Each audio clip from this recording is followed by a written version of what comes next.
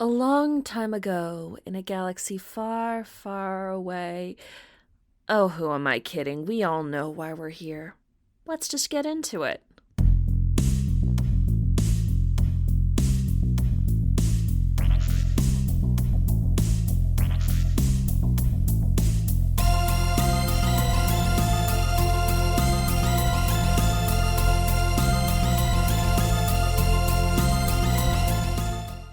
Welcome, young podcasters. We've been expecting you. This is 6 Degrees of Star Wars, the podcast where we explore all the ways that George Lucas's flagship franchise surrounds us, binds us, and penetrates us in the landscape of cinema. I'm your host, Sam Marciani. Joining me today, Shamila Karanakran. I am not nearly as out of it as Carrie Fisher was. I wish I was. Ellie McConaughey. I'm Ellie, and I would like to say this isn't even the third worst movie I've seen this month. And for the very first time, Dave Kowarski! Yay! Thanks so much, Sam. I rewatched the special last night just to make sure I had solid notes. I spent most of it at 2x speed, and it still felt like it lasted forever. Oh my god. It's weird. It's weird how long it feels, because it's only 98 minutes. That's because it just drags out. I feel like you need to be high or hopped up on something in order to watch it. It's the only thing that makes it bearable. You certainly need to be high or hopped up on something to be in it. Yes, listeners, as you might have guessed from my evil laughter at the end of last episode and the comments that have already been made, we watched the Star Wars Holiday Special. We experienced it. I both am and am not sorry. Don't be sorry. This is art. Depending on how you see it. I came to some interesting conclusions on that front, but, by most definitions, I would have to agree. Mm-hmm. That is not a value judgment. That is a neutral statement. This thing is infamous. Carrie Fisher famously asked George Lucas for, the only copy of it, and that was solely so that she could whip it out and play it at parties to make sure that people would leave. She's got the right idea. Absolute queen. I love reading Carrie Fisher's biography because she is honest in a way that I feel like a lot. She does not sugarcoat a lot of stuff. Like, she said that John Belushi told her she was on too much coke, and when he says you're on too much coke, her in this movie, that is the only role I've seen her in. I'm like, yeah, she's coked up. And you don't blame her. No. No actor whose face you can see in this gave any fucks except maybe for Bea Arthur. Bea Arthur is an absolute treasure, and I don't know. I think the amount of no fuck giving that Art Carty was doing was very arguably a character choice more than anything else. Mm-hmm. Yeah, maybe. And Mark Hamill was also doped up to his gills and painkillers, so he couldn't give a fuck. He was clearly reading off a Telecaster. Everyone was I think this is where too the much twink makeup. Luke Skywalker rumor started. Mm-hmm. He's so fun to watch in this movie because he is just he is there physically saying the lines. He is not in there. If you told me every single person in this, including the Wookiees, was reading cue cards, I would believe you. I mean, Harrison Ford has, over decades, long perfected the ability of showing up to a movie and just visibly not giving a fuck. And this is where he learned that craft.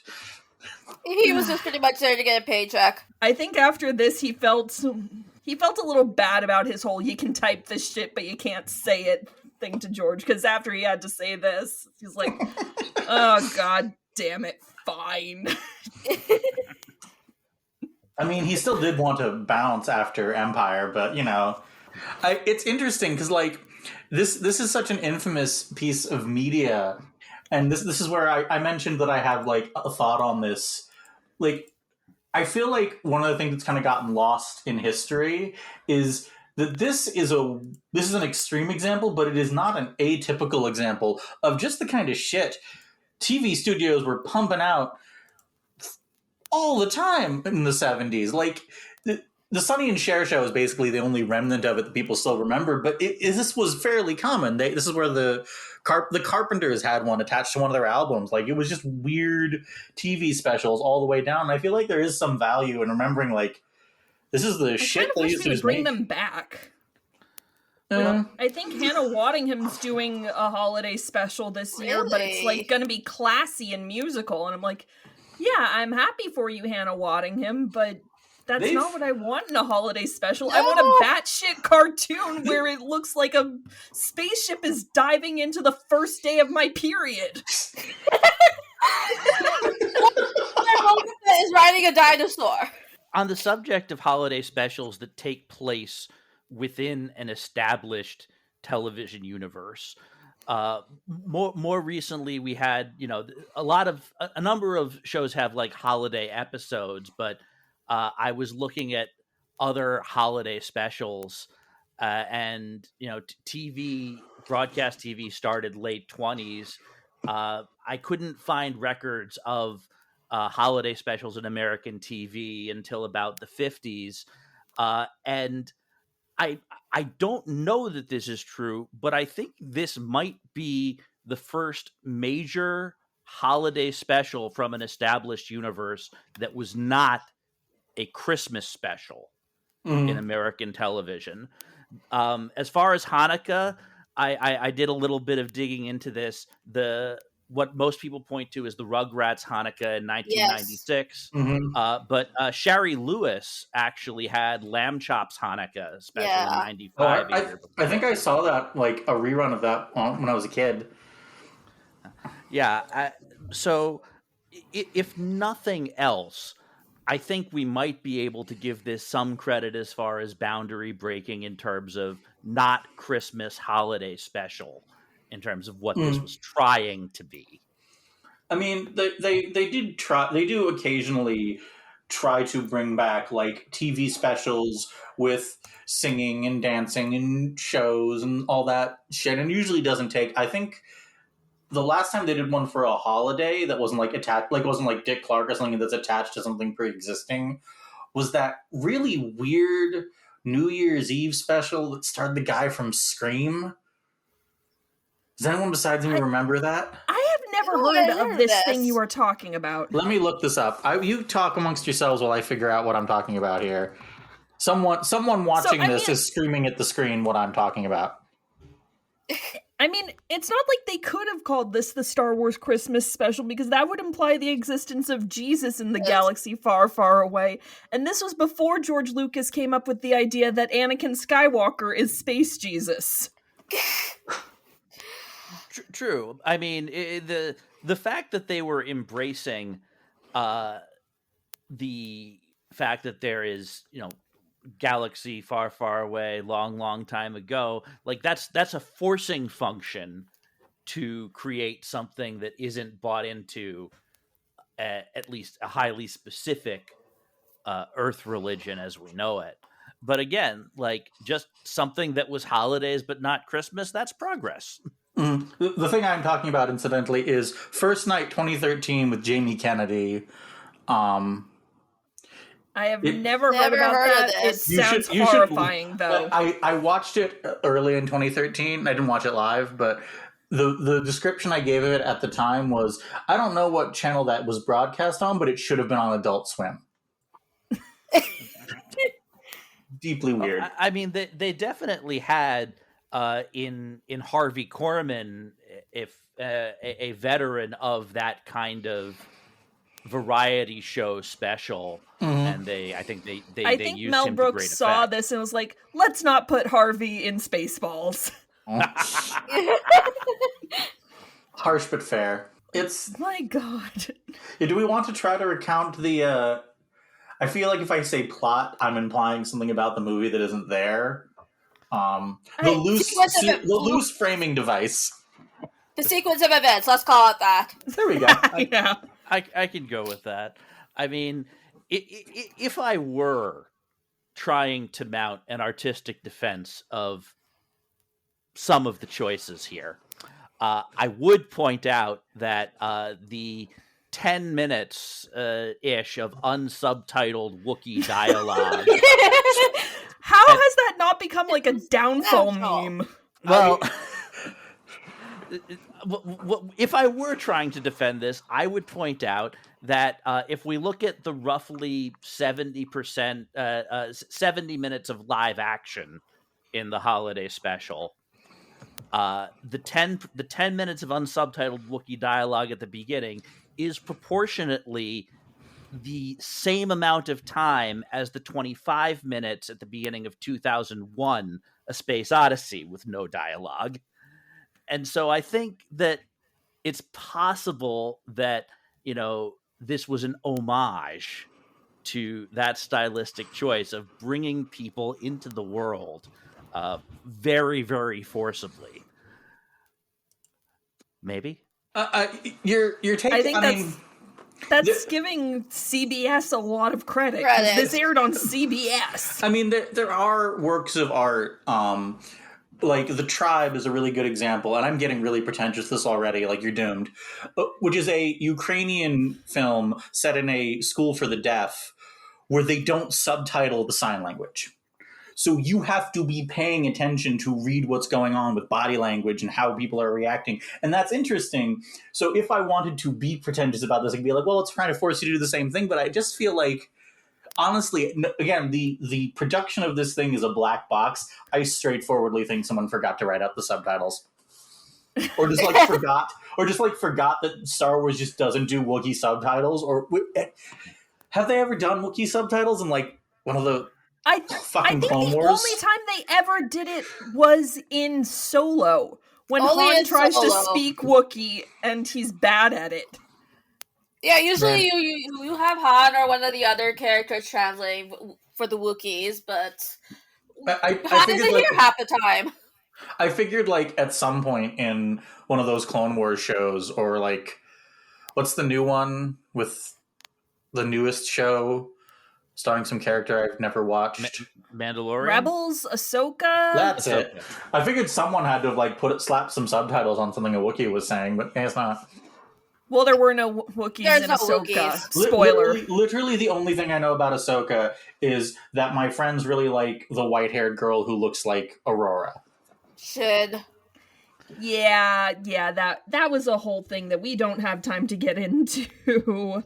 I don't understand it either, but Evil girl, there it is. I've summed it up.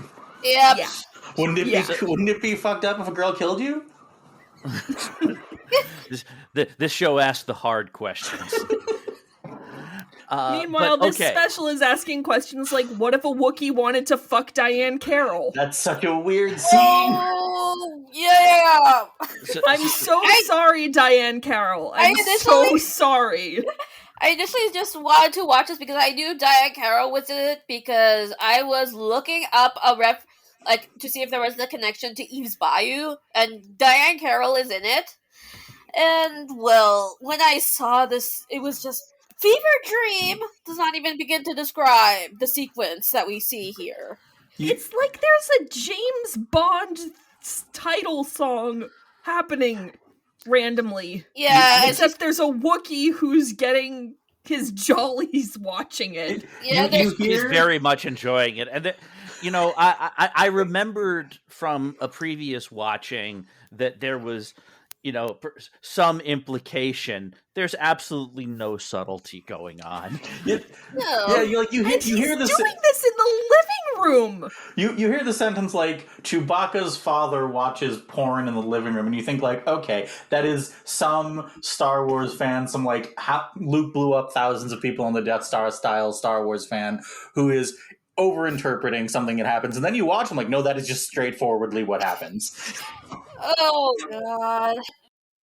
Yeah, so he watches porn in the living room, and then like, I don't have the Wikipedia. I should open up the Wikipedia page. Is that Jefferson Starship that his kid watches? Am I crazy? It is. Yeah, okay. it is. Jefferson Starship does make a cameo for no goddamn reason. So Lumpy watches this weird Cirque du Soleil thing, which I don't think is Jefferson Starship. No, that's the second musical thing. Yeah, Jefferson Starship shows up later when they're trying to distract the stormtroopers with the music box, basically, that God, that Art thing Carney was... brought in. Art Carney. I mean, I know that it's a running joke in fandom that stormtroopers are useless, but goddamn, are they that easily distracted by shiny keys jangling in front of them? We could only wish. I mean, again, it kind of goes back to like an interesting. The stormtroopers in Star Wars are in the film, genuine bad guys who will kill you, whereas in this they kind of just have to be comedy bad guys, so it strikes a weird tone. Maybe you shouldn't. And I mean, the rebellion isn't looking that competent either. Like, Art Carney has that Imperial guy in his shop, and he's saying, I made it by hand.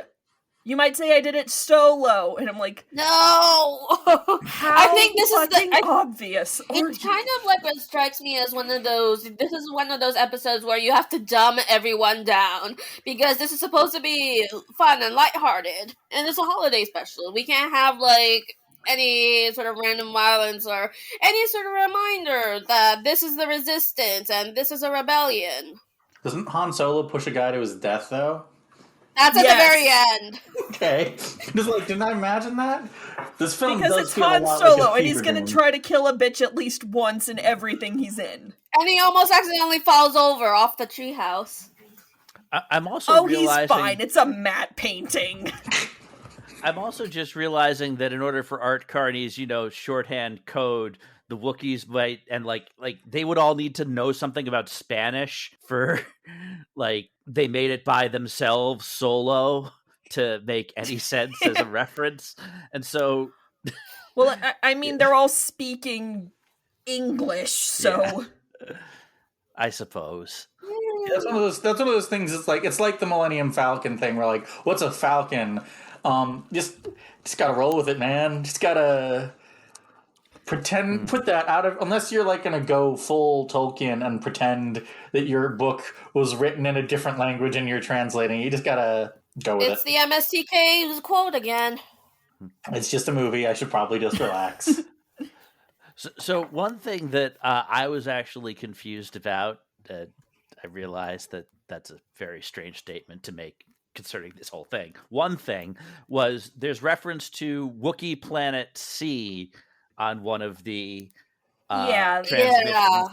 But then we actually do hear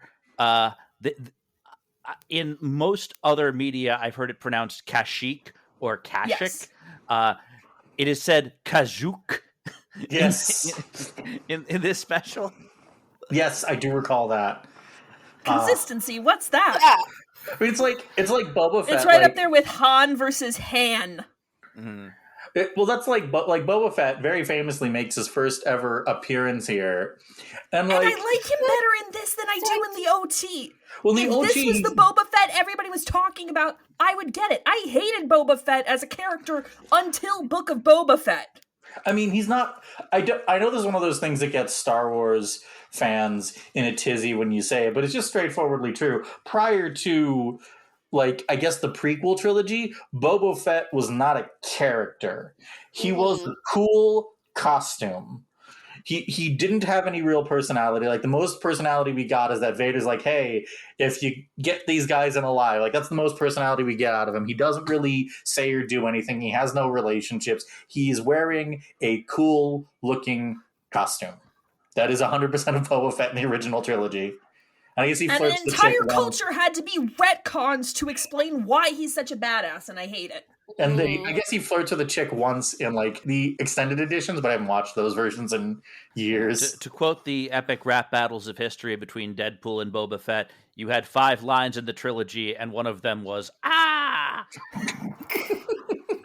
But still, this cartoon was easily one of the better segments of the special. But even though Han and Luke were very painfully drawn face-wise. Oh, the animation is horrifying, but It kind the of cartoon itself kind of slaps. It honestly kind of reminds me a lot of, like, a knockoff, not Rankin and Bass, I was thinking of the guy who did the animated Lord of the Rings, Ralph But it Bakshi. also kind of gives me Beetlejuice vibe, especially with the dinosaurs that look like sandworms.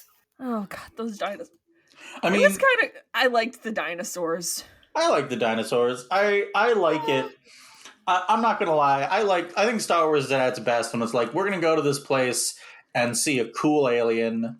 I don't so much like a lot of modern Star Wars where it's like we are going to take characters you know and have them go to a place that you know and say the names of other characters and places that you know. Like that shit doesn't interest me as much. This If is I not wanted Star that, Trek, I'd watch though. Once Upon a Time. Well, that's sort of interesting. Like that was the other thing that I find interesting about it in retrospect. And when I first watched this, it was like I don't know, like 2011. So we were off the prequel trilogy.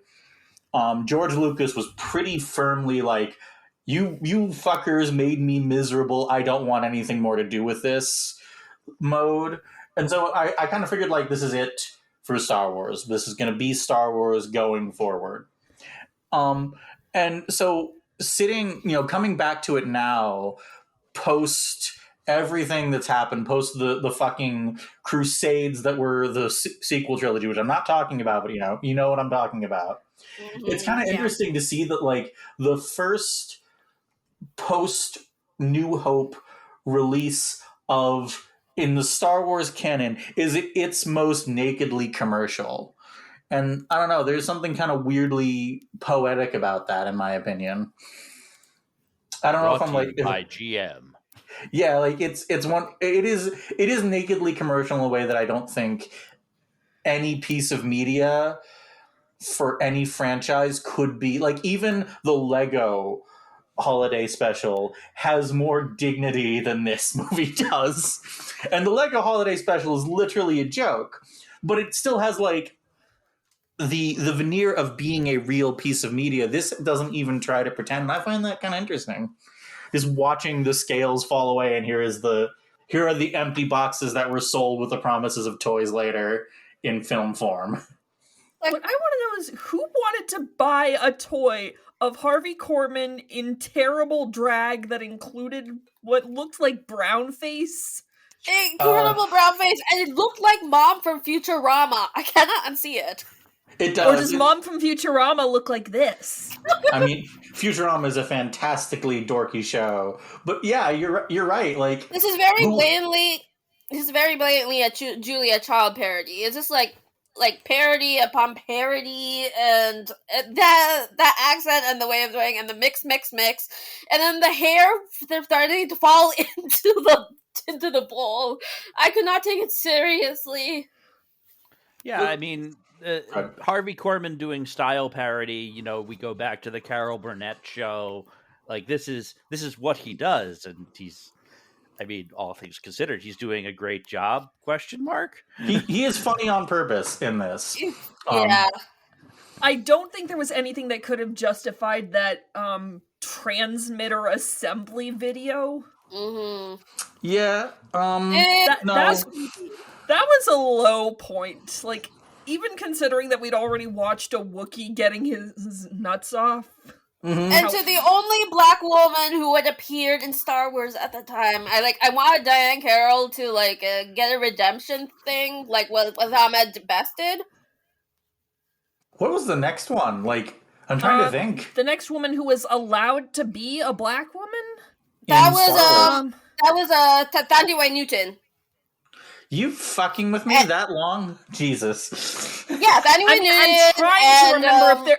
No, I mean, there were like the actresses who played like Adigalia in the prequel trilogy, but I don't remember if she had any lines. I don't think she did. She didn't have any lines. And she was technically playing an alien. Yeah.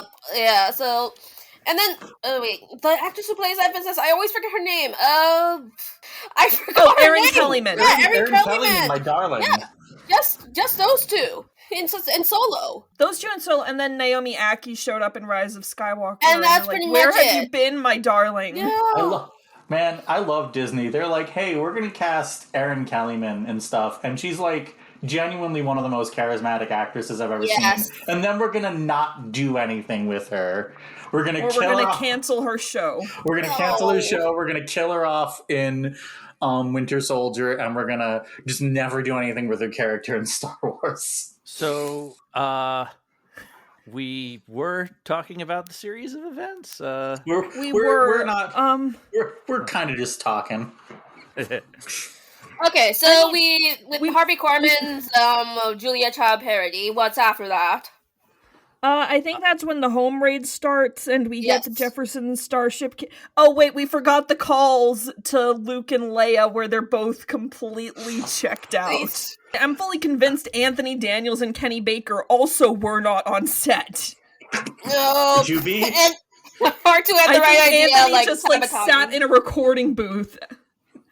Lucky Because them. this I mean, Yeah. Anthony will literally do C-3PO in anything, and I hope he did not do this. Oh, it doesn't no. sound like him.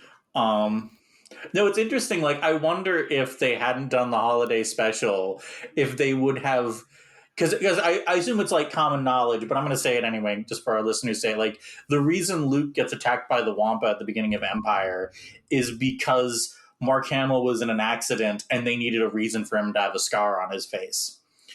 And I wonder if they hadn't made this, if they'd have tried to make a go of it, of Empire, of him just caked up in makeup like they do in this. Which I wonder if that's like a blessing in disguise there. Yeah, but he's still very tan. It's borderline brown face. Yeah, he's very clearly on painkillers. The eyeliner is the most distracting part for me. And also just his hair is combed in a really weird way. Like, I just want to keep reaching out and ruffle it. He's not dressed in the boots with the fur. Nope. He's not in the Chanel boots.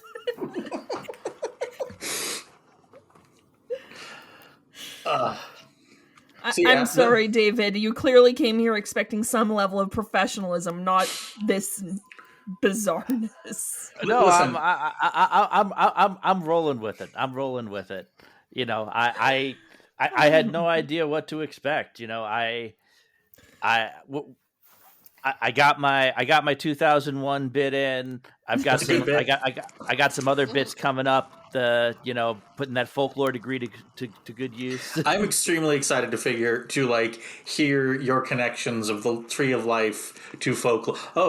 Oh man, stop! I have to like ad-lib a Terrence Malick bit. 1 second.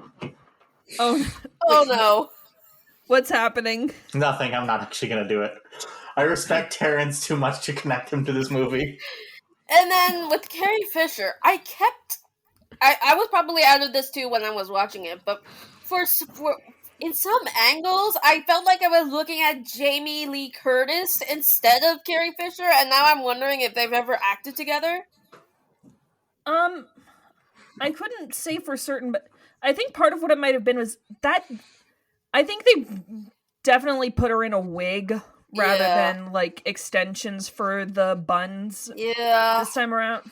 Everyone is styled very weirdly in this movie. I guess Han looks okay because like there's not a whole... hair. It's such a simple costume. It's like you put him in the outfit, you slap the vest on him. It's just his hair, like, you know. Yeah. The important thing is brand recognition, which is why Luke is back in his ratty-ass Tatooine clothes at the end. No. Luke, it is a holiday. You show up wearing something nice, like a yellow jacket. Not your home clothes. They burned all of his nice things when they destroyed his farm. He was wearing the yellow jacket at the end of A New Hope. Oh, you're right, he was. I was fucking around. And I've committed a Star Wars lore sin. Oh. Jump in the Sarlacc. And you will be digested for 1,000 years or until we decide you can make a marketable spinoff. Man, I'm trans. They're never going to make a marketable spinoff about me. Let's see. What happens next? Was that a little dark? Sorry. So Carrie Fisher's call is pretty... They're both pretty, like, perfunctory calls. Mm-hmm. It's basically the same exchange of information. Hey, Han's not here yet. Have you seen him? Nope. Well, that sucks. I guess the Empire's trying to keep him away. Honestly, it kind of reminds me a little bit of that They both kind of remind me a lot of like, hey kids, it's Mark Hamill, applause. Just like, hey, here's Luke. Remember Luke? You like Luke, right? Look at the keys. Look at the keys. Distracted by the shiny. Yeah, I mean, there are these video appearances of characters we know and love, interspersed with the Wookiees, and then there are video appearances of characters we don't know, played by people we love. Although Bea Arthur's real, I mean, that was probably one of the more tolerable ones, but that guy at the bar. Fuck that guy. Fuck Harvey Korman with his drinking top head. That looks like a volcano, a hairy volcano. Deeply uncomfortable. I was so ready for her to throw him out. Like, this is your place. You have the right to throw him out. What I don't get is that it's implied that this is an imperial propaganda broadcast. And yet it paints the Empire in a bad light. Interesting. I mean Bea Arthur is an absolute treasure, of course. Mm-hmm. And her song "Just One More Round." I observed this when I was listening to. When I was watching at increased speed, because there's only so much of my life I'm willing to devote to the holiday special. But the instrumental intro and the interstitial of "Just One More Round" is the Cantina Band music, just slowed down to about 75%. And so it's just the straight Cantina Band music if you're watching it at 1.75 or 2x. I mean, Grady defends the number and the song as like a genuinely good thing, and I'm like, well, yeah, it is kind like, I can see the merits of it. I would enjoy it much more if it were in something else, but I can never fully disconnect from the fact that this is supposed to be pro-Empire material for all officers to view. I mean, Bea Arthur is basically the only person who is in it who has anything nice to say about it, and by most accounts, that appears to be she didn't totally get what the whole deal was. Like, not like she was ignorant, like she's just like, hey, here's your character, here's your lines. It's just another, like, you know, as I said, variety shows were a very common thing in the late 70s. And, so I feel like she was just like, okay, I'm just going to go out and do a really good job. It's fine. And she did. And she did. It reminded me of nothing so much as Candor and Ebb, you know, klezmer-inflected, like Chicago, Cabaret, the decay of, you know, decadence. Mm-hmm. I don't think it would have been better if you'd put Bea Arthur in black lingerie, though. No. Would it be worse, though? Her scenes with the bodyguard were sweet, though. Anything to get our attention away from the incel guy. Just a general PSA, people in the service industry are not flirting with you. No. They are never flirting with you. They It's just literally want to just do their their job. jobs and for you to tip them. Mm-hmm. I mean, tipping is a system that should not exist, but we live in capitalist hellscapes, so please, just tip. Even if you're long ago in a galaxy far, far away, you still have to tip. And if you are overreaching your boundaries, they have the full right to throw you out. Yeah, absolutely. Do you think that they do tipping in Star Wars, or do they pay their servers a living wage? Let's hope. I think it probably varies from planet to planet. I mean, if you're working on a wretched hive of scum and villainy, you're probably working for tips. Mm-hmm. It's not a wretched hive. That, you know, they can tell me that's like a weirdo canteen in the middle of nowhere. All you like, nah, man, that canteen is brightly lit and very clean. Honestly, that might be the kind of like the thing that weirds me out like the most, especially watching it when you compare it to the original Star Wars. One of the things I like about Star Wars, especially the original trilogy, is it's kind of grody. You know, it's very 70s sci-fi, but that means, you know, it's got the big buttons. I like the big buttons. I grew up with Blade Runner and Alien and Star Wars. I like big buttons in my sci-fi. Leave me alone. You like big buttons and you cannot lie? Yes, exactly. But it's also, you know, especially on Tatooine and Yavin, everything's kind of grody and dirty, and it feels very tactile, which contrasts really well with the Death Star, which is very clean and uniform and shiny. which I think And is intentional. sterile. And sterile, But precisely. it still has big button. It still has big button. That's because everything needs big buttons. But Stephen Schwartz would agree with that. But like you compare the cantina in New Hope, which it feels very grimy. Yeah, it's a 70s PG rated movie, but it feels kind of like grimy and dangerous, like a real bar where you could get the shit kicked out of you. Whereas this just feels like it feels very stagey. And I know that it's a set in some backlot in It's LA, like the bar in Cheers. It looks less dangerous than the bar in Cheers. I assume. I don't really watch Cheers. No, it's like the neighborhood hangout, that kind of stuff. That's kind of what the bar in Cheers is from. That's kind of the vibes it gives me. Maybe it's not the Mos Eisley Cantina. Maybe this is like the spin-off. They started franchising. Yeah. That could be. Which would explain why the music is all the same. Mos Eisley East. Well, Disney recently attempted the most horrible act of retcon for Cantina music. Yeah. They renamed it to Jats from Jizz. I mean, either way, it sounds like it comes out of a dick, which makes me think Bob Iger suggested it. They should just stick with Jizz. They should just keep calling it Jizz. It's what everyone's gonna call it for the rest of time, and it's funny. It's funny. Okay, so things that it's okay to dead name: Jizz and Twitter, and nothing else. But yeah, like what happens next after the Cantina song? This movie is very slippery in my mind. I think that's when the stormtroopers destroy the stuffed toy. Yes. Oh. I think that happens before they. So the stormtroopers mess up his room, and then Lumpy's watching the cartoon to like keep him quiet because he's very disappointed about them trashing his room. Oh, right. I keep forgetting that the cartoon is in universe. No, the cartoon is diegetic, which is also kind of messed up. How?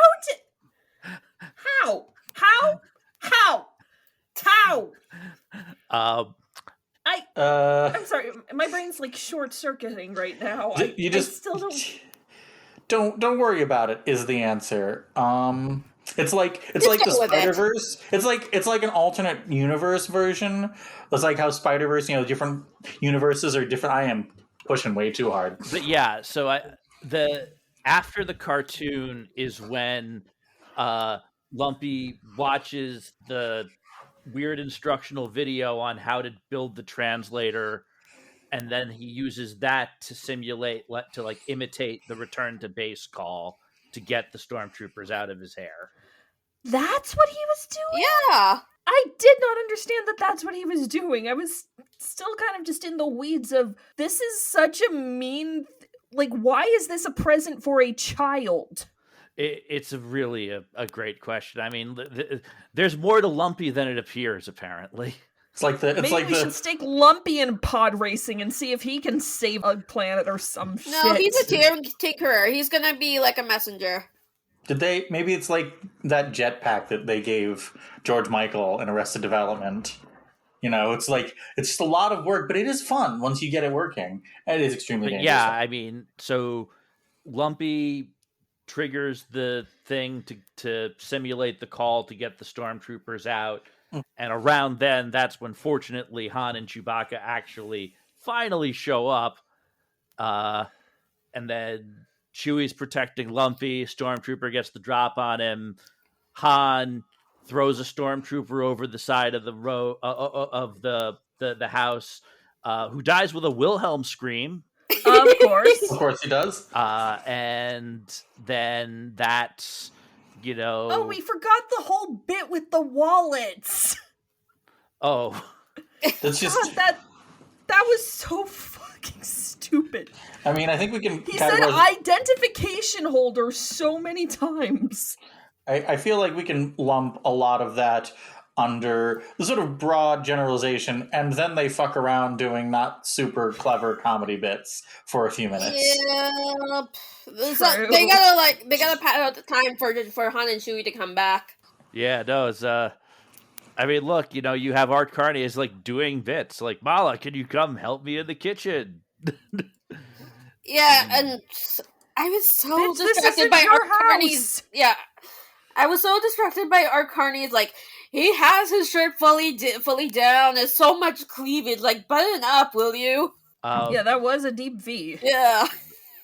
You Even for the know, 70s, that was deep. So that happens, and then there's a call for like, hey, where are our stormtroopers? And Art Carney fabricates the story about this particular stormtrooper who he's stole a bunch of stuff and ran away. And you believe that? I mean, We have established these stormtroopers are not very smart. I think it'd be really funny if like that particular officer isn't like corrupt. He isn't like, you know, stupid or anything. He's just like, fuck, I really don't want to be working on Life Day. You know what? It's fine. I want to go home. I've got a wife. So is Life Day like a galactic-wide holiday? Because I thought it was just a Wookiee holiday. I also We see exactly 3 non-Wookiee living people at the Life Day celebration. We don't see any humans walk through the glowing beam of whatever. Unless it's one of those things where there is a human equivalent of Life Day. They just call it something different. Well, so the Tree of Life, and this is, you know, the Tree of Life as a symbol is in so many different mythologies and cosmologies. We get it in Norse mythology as Yggdrasil, the world tree. Some scholarship traces the beginning of the Tree of Life as a thing to Central Asian mythology, and that it gets absorbed everywhere else. Of course, there's so much Jewish reference to the Tree of Life as the Kabbalistic symbol that helps decipher and interpret how God created the world. So putting the Tree of Life at the center of the Life Day celebration, again, like, this is where, if I am going to defend choices made, it's progressive and affirming to a wide array of spirituality that I don't know was getting anything like airtime on holiday primetime network holiday specials in the US at that time. Well, that's true. I mean, basically everything was Christmas with a very, very scant holiday message. I mean, Hanukkah message. I really need to get my thoughts together because, yeah, I'm still a little bit hopped up on cold medication. Oh boy. Which is the only way to watch this special. Exactly. When I watch this, normally I'm getting drunk as I do. Yeah, that's a good way to do it. Unfortunately, we had to watch this sober. And that's why I remember your bit about Han being the family dog. I love that theory. It makes sense. Yep. And that everything would have been avoided if Chewie had gotten Han fixed. I mean, this would be the second time that Harrison Ford, high profile, was Indiana was also the name of the family dog. No, I mean, you're not wrong about like the Tree of Life, but I wonder how much of that is like intentional, how much of it is just them being like, Christmas has trees, Kashyyyk has trees, let's do like a life tree. Okay, no los dos. Well, so I mean, that's true, but then, you know, you can in fact go a little further with this. What is it that Princess Leia says about the Life Day celebration at the end? We celebrate a day of peace. She does in fact say that. But one of the things she says is a day that brings the promise that one day we'll be free, which I definitely feel like is it's a very Jewish sentiment. Mm-hmm. Yeah. And, you know, look, if we are trying to defend any of the choices, there's ways that this, that the spirituality that they're presenting there, I think, is a lot more universally appealing than Merry Christmas, which seemed to be much the order of TV specials at the time. Of the time. That's actually Still a question. is. Yeah. That's actually a question that I've sort of always wanted to know, but like going to Wikipedia is emotionally distasteful to me. So is Life Day ever like acknowledged outside of this film? I mean, it's acknowledged in the Lego holiday special. But that's pretty much it. That's it. So it's not like there's not some obscure reference to it in like one of those fucking Timothy Zahn books that everyone told me was. I'm sorry, I shouldn't front. That I read when I was a kid and can't remember a damn thing about. Except that I really wanted to be Mara Jade. I wouldn't know because I haven't read those books either. When you start getting out into the books and everything, it starts feeling like homework. Yeah. No, this sounds more like an EU thing. I do. I'm still really amused. You know, when I first read those Timothy Zahn books, I really wanted to be Mara Jade. Should have realized some stuff then. But also, like, I find it extremely funny that outside of Leia, like, the entire Star Wars EU had one female character. It was Mara Jade, so she had to have, like, 40 different personalities across those books. No, poor Mara Jade. If she had consistent characterization. I mean, for that, it kind of makes you glad she didn't end up in the Disney Star Wars things, because then no matter what, people would be complaining that they did her wrong. I'll give it like another, I'd say we're 18 months out. Less if the MCU does actually completely collapse. No, but the only other, No, I'm fully convinced that Disney will take Star Wars to its grave, refusing to acknowledge whether or not Luke Skywalker fucks. But everyone's rooting for Mara Jade, but I never hear any mention of Sana Staros. Though I think she's only in, the comics. Yeah, and I think the comics are post-Disney. Mm-hmm. The only Star Wars comic I ever read was Dr. Aphra, for reasons that I think are fairly obvious. Yeah, she appears in Dr. Aphra. Sam was giving me a look. Gee, I wonder what could have possibly appealed to you about Dr. Aphra. You shut your mouth. Take a wild guess which Star Wars comics I've read. Is it Dr. Aphra? No, it's the ones where Sabé shows up. Ah, yes. Yeah, I get it. Yep, you understand me. Okay, so we get to the Life Day celebration where, yes, as Sam indicated, Carrie Fisher sings a song. She actually got a very nice voice. Yep. And did we mention she did Broadway. She did Broadway with her mom for a while. Oh, that's nice. But did we mention this has been a musical this entire time? More than two musical numbers makes it a musical. It's kind of like ambiguously a musical. It is up until Carrie Fisher. Honestly, I'm gonna make a comparison I didn't think I was gonna make, but I'm gonna make it. It's a lot like Barbie, where there is music in it and music being played in it, but up until like the last 15 minutes, it's not actually, there's no actual musical numbers. And then Ken. And as much as I love and miss Carrie Fisher, I'm sorry, that was no I'm Just Ken. That's not a knock against Carrie Fisher. That's a knock on whatever cheeseheads wrote the songs. Although I guess however many drugs they were on. I guess Dance the Night is diegetic. Well, the melody is just the John Williams Star Wars theme, right? Broadway. Oh god, this is probably something that's easier to notice when you are speeding it up. Yeah. Mm-hmm. It is. So one of the advantages of speeding it up. Yeah, I mean there's a bit of rubato going on there, shall we say? Mm-hmm. They're taking a lot of liberties with tempo, but I can't believe this makes me want to watch Fiddler on the Roof. I don't like watching Fiddler on the Roof. It bums me out. Mm-hmm. But if I want to watch a musical that involves John Williams, I'd rather be watching Fiddler on the Roof than this. Bea Arthur was the original Yenta in the Broadway cast. I did not know that. Oh yeah, I mean, there's like I said, there were just so many places where I was struck with, Jewish sentiment coming through in the Star Wars holiday special. Wild times. Okay, I'm gonna actually finally open up the wiki and see who we can blame for this. Don't get sucked in. Oh boy, Bruce Vilanch. I feel like I know that name. Why do I know that name? He's very famous. For what? It sounds like Phoebe's fake name in Friends. From 2000 to 2014, he was the head writer for the Oscars, like the Oscar telecast.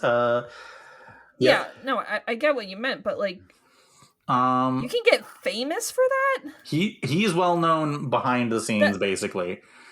Okay, because I was gonna say that doesn't seem like you'd be very high in the WGA pecking order for writing the Oscars telecasts.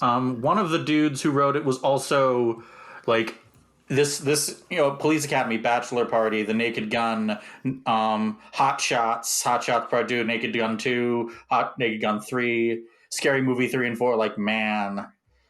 Okay, that explains some of the vibes. They made a Scary Movie 5 he wrote for Van Dyke and Company, Police Squad, there it is. Okay, so that's Pat Proft. 2 of these writers do not have Wikipedia pages, and Rod Warren has like 3. He produced and supervised the writing of a 1978 special produced for the Church of Jesus Christ of Latter-day Saints entitled The Family and Other Living Things. That's... Oh, God. Mormons. He died like 6 years after this of a heart attack while in England ferrying a Perry Como Christmas special. That's a sentence. Okay, but I am gonna, like... And this particular tangent? Ken Welch and Mitzi Welch. Those are the people credited to the song, so I'm gonna put them on my shit list. Let's go down this rabbit hole. Go down it with me, Sam. Absolutely not. We've gone far enough. I'm we're already too far very back. uncomfortable. Go back up. We will fish you out if we have to. No. Is this where we decide if the Force is with this or not? The Force is not with it, but I love that the Force is not with it. This is such an interesting experience to inflict on other people and watch their horror. Schadenfreude for you. It is an important moment in the history of Star Wars, and that makes it important, but the Force is not with it. It is the Force's dark history. The Force is not with it. Look, as strong advocates of social justice in various arenas, we know that intent cannot be allowed to trump impact. So I will say that on a level of intent, if I'm feeling like being generous, the Fourth is with it. But as far as impact is concerned, probably not. I wish it was more widely available is my one thought, because this is one of my weirder positions, but I believe in the preservation of all art, and that means the preservation of bad art, you know? Agreed. I want this... We shouldn't have to watch this on YouTube with ads interrupting every 5 minutes. God, YouTube's been getting fucking bold with those ads. Oh, yeah. Ads. They keep blocking ad block as well. Mm-hmm. But yeah, I think that it's honestly the same kind of issue I take with like the incredible difficulty you have getting the theatrical cuts. It's like I feel like there is an element of Star Wars that hasn't. I thought it might go away when Disney took over, but it hasn't. Where it's just like scared of the parts of itself that are more embarrassing or whatever, but those are the parts that kind of like... You say that like there isn't still an entire movie that involves Anakin having a mental breakdown and killing children. There are two of them. Yeah, my point is like that's not embarrassing. That's just a weird story choice. Like the parts of, like unfinished effects in the original movie, or this thing, this weird thing. But this is an unimportant artifact. This was the era of Star Wars where they sold empty boxes promising to send you toys later. And people bought them. Like this. Did they get the toys? I believe so. This was a weird era of Star Wars, and I think that it's worth preserving. And I hope that eventually they kind of like, maybe they have, since it's probably had like 12 different Blu-ray releases since I last checked. I'm still on the copy of the DVDs that have the theatrical cuts, a special edition, the special features, but I want that to be available. I want to be able to have it on my shelf next to the Room and Showgirls. Your movie collection never ceases to amaze me, Ellie, but now that we have covered that the Force is clearly not with it, who has things they would like to plug? So you can find me on As for Karuna on Tumblr, and I also run the E3 Telling Tumblr, and we've also set up our 6 Degrees of Star Wars Tumblr. And our crossover blog is coming eventually. I can't wait for all of you to meet the crossover blog. Aww. I am found on LSR42 on Twitter and Football in Tuxedos on Tumblr. And at some point in the very near future, I don't know when this is going out and I don't have an exact date, I'm going to be returning Fantasy Worlds Elsewhere. My D&D stream will be returning in podcast form. I think that there's someone here who's fond of that. I'm excited to see Selenar again, Sam. I'm not going to say Selenar will be excited to see Koresh, but that's not Selenar's brand. Besties! No, don't. Stop touching me. All right. And in the event anyone's interested in following me, I'm available as Kairos. That's Kyros on Twitter. I occasionally also stream Hearthstone and Slay the Spire on Twitch at Kairos Final Cut. Before I go into my normal plugs, I will say that we are still a pro-union podcast, so this will air before the SAG-AFTRA strike voting finishes, but please keep donating to the Entertainment Community Fund given how long the actors and writers were out of work. And I will also say that we stand in solidarity with the Palestinian people. This is an opinion being expressed by me as an individual and does not necessarily reflect those who employ me or anybody else. If you want to co-sign that, you can, but really, it's just Free Palestine. Keep contacting your representatives not only to advocate for a ceasefire, but a full de-escalation and demilitarization of Gaza. God damn. This should not be a controversial statement, especially in Star Wars. Like, it should be very clear who the Empire is here. And you can check out my YouTube channel, La Femme Fictionale, for feminist media critiques. Find me on Patreon, Twitter, and Instagram at FemmeFictionale, and on TikTok at FictionaleFemme. Our theme music is provided by Refractory Period, the two girls, one synth pop sensation. You can follow them on Instagram at Refractory Period, the band. To support this podcast, please subscribe to us on your platform of choice, leave reviews, and share with your friends to boost our visibility. All right, so at this point, I think it's time to pull out the chance cube and see what we get next. Sam, no. We already know. This cannot be your degree zero. Nope. No. We demand reparation. What are you talking? I don't think this counts at... Look, it's official, but it's also officially kind of terrible. You gotta do Empire, Sam. Do Empire. Do Empire. I don't. Empire okay. Strikes Back. Well, it's the next appearance of Boba Fett, now that we've seen the first appearance. The most of Boba important Fett. character in the series. Absolutely. Okay, fine, you win. I'll do it. Hell yeah. And Yes. next time Empire Strikes Back, everybody be prepared to throw me into a Sarlacc pit, because I'm gonna have takes. Ooh, takes. All right. Until then, Okay. stay safe, stay beautiful, stay strong, and may the Force be with you.